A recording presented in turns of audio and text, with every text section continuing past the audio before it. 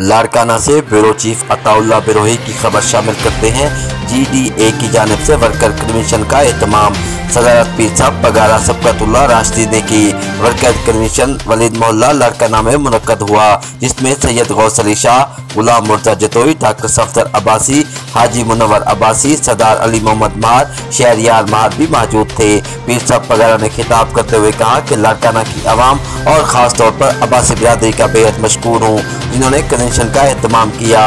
पीर साहब पगारा ने कहा कि कानून नाफिज करने वाले इदारों को खराज तहसीन पेश करता हूँ। उन्होंने कहा कि पाकिस्तान की सरहदों की हिफाजत करने वाले इदारों ने मुल्क में अमन कायम किया। मुल्क की सालमियत की हिफाजत करने पर पाक फौज को सलाम पेश करता हूँ। उन्होंने कहा कि सिंध में किसानों को गंदम बेचने के हकूक भी छीन लिए गए। डॉक्टर सफदर अब्बासी ने कहा कि 92 अरब से ज्यादा तरक्याती कामों की फंडिंग हजम करके लाड़काना को तबाह कर दिया गया।